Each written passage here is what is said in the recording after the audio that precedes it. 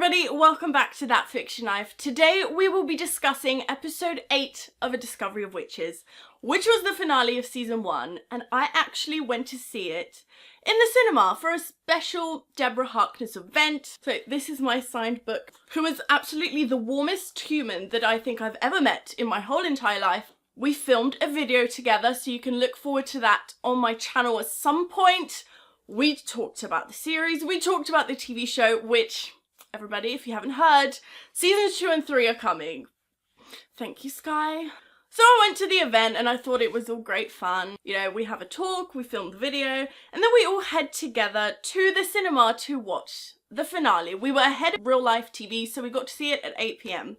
So we get a little introduction for one of the producers and we think, yeah, this is going to be great. The episode's going to start and we're going to watch it. And then the announcement just suddenly out of nowhere, oh, and we have a little surprise for you. And then the cast walk in to the cinema room. You can't just spring something like that on a room full of people that are very excited about the episode turning on.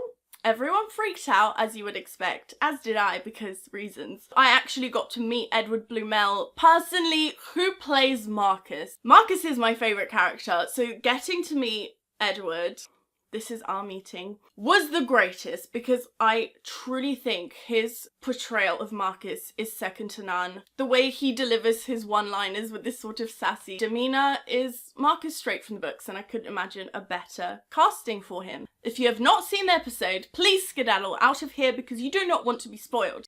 So before I dive into details, make sure to check out all the rest of my videos on the other episodes, as well as my very in-depth freak-out review of the first book.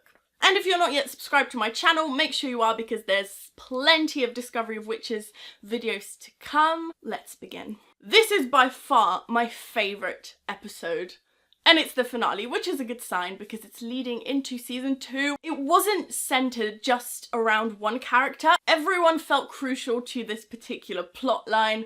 The whole episode was edited so well and the directing was stellar. Sarah Walker is actually a goddess. The script, I think I have to bow down till the end of days, and I actually found out that all of my favourite episodes have been scripted and written by the same person, which makes so much sense to me now. So the first scene that we get is Juliet and Diana having their little showdown. That was so intense, and even though it was a very short scene because I felt everything happened so quickly, it felt way more intense than the altercation with Satu did.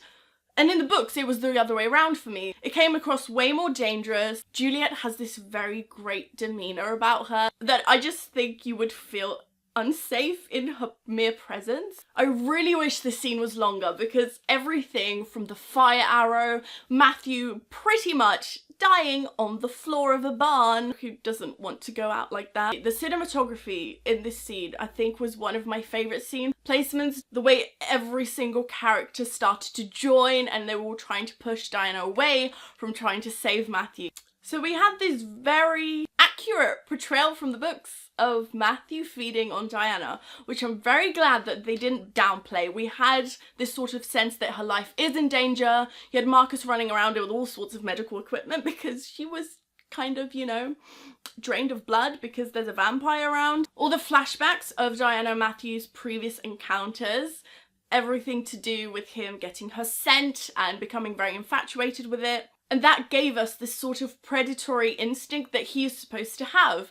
Some of the times I've genuinely forgotten that he is a vampire, so I really like these scenes where they allude to this dangerous persona that he actually is meant to have.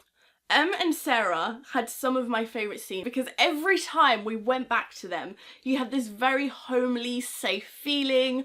I love them as a team, and when they try and get information out of Sophie about her bad dreams, they sort of both go, tell us. They felt like this very witchy duo, and I love their little scenes with Diana later on. You really got to see their bond come through way more than you did in the books because, again, we got this whole sense of developing their characters throughout the season rather than just meeting them right at the end. So we need to talk about Marcus, of course, because, as you know, I have some feelings about this character and he just makes the whole show for me, and I'm so hopeful that we're going to get to see Times Convert become a TV show, because just imagine Marcus being the central character. Every time Edward comes on screen, the scene lights up and you instantly get this comedic relief from him, but he also has this deep side, because the scene with Matthew towards the end, where he gives over the Grandmaster position, was just feels.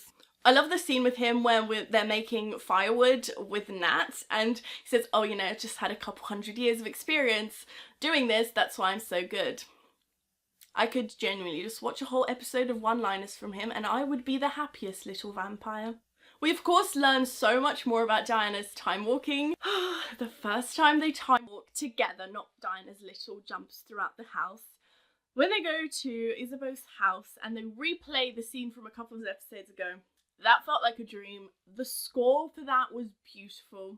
I actually really love the music on the show. I think they could easily do a whole soundtrack and people would jump on that. It felt very nostalgic. It felt like something that we were seeing from seasons ago.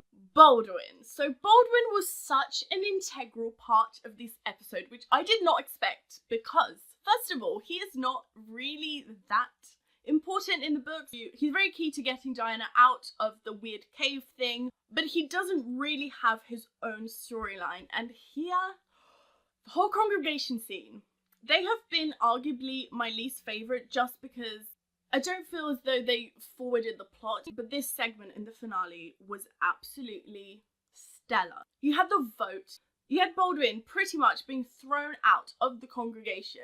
Way to add the drama and make me die of feels, because I mean that happens every episode, because have you met me? But warning Matthew against the congregation coming, risking his life, and I know that he has been ordered by Matthew through his Knights of Lazarus position, so he genuinely cannot defy him, but I still loved seeing this determination from him trying to save Diana and Matthew from being caught. The funniest thing was when Domenico and Agatha protected him and voted against him being thrown out, and they both come back to him at the end and say, oh, you know, you owe me a favour, you owe us a debt, so we might have saved your ass now, but, you know, have fun in the future, because we're going to be calling in some favours. Everyone in the cinema just erupted in laughter, and I don't know if they meant for it to be funny, but just the way they both said it. Matthew in the Elizabethan clothing right at the end was... Hi. I am so envious of whoever is getting to do the costumes for next season, because just based on that, we really got this sense of historical fiction coming into play. The set for the very last scene was absolutely stunning. The pumpkins being lit up. Side note, I love that we got that little moment of Sophie actually carving too many pumpkins, because it was such a trivial scene in the book, but I think it really added to the whole witchy element.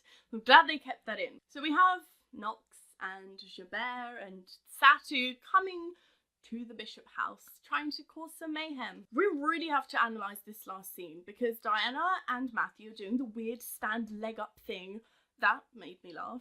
So they're trying to time walk, and Diana says, don't let go. And she has been saying that throughout the whole episode. It was more than once, which normally means that it's a clue to something. I don't know if I'm correct in this, but it looks like Matthew is not there with her when she turns around very quickly, and there's these medieval candles at the back. After I watched the episode at the cinema, I rewatched it at home, of course, to make a shitload of notes to talk about. I had to double back and watch again to make sure it wasn't the same scene. And it's not the same scene. So they obviously time walked, but Matthew is nowhere to be seen in the vicinity. You know, it's very worrying. So now I think the don't let go was foreshadowing throughout the whole episode to the fact that Matthew might have not made it. I really hope I'm reading too much into this and we just couldn't see him, because I don't want him facing Knox. So those are my thoughts on the whole episode. Everyone's acting went to a whole new level. I feel as though everyone developed their characters because we got to focus on each of them. I'm so excited that season 2 has been confirmed, because on that cliffhanger, I don't think I could be living in a sort of limbo just thinking about what could happen. But now we know that we're going to get an actual solid answer. So thank you for watching this video, and of course make sure to check out all the other talks on the previous episodes if you haven't seen them already. I will leave links to that and my book talk on A Discovery of Witches. Make sure you're subscribed to my channel. You can do so right here, and then my latest video is just there. So give this video a thumbs up, and I shall see you next time. Bye!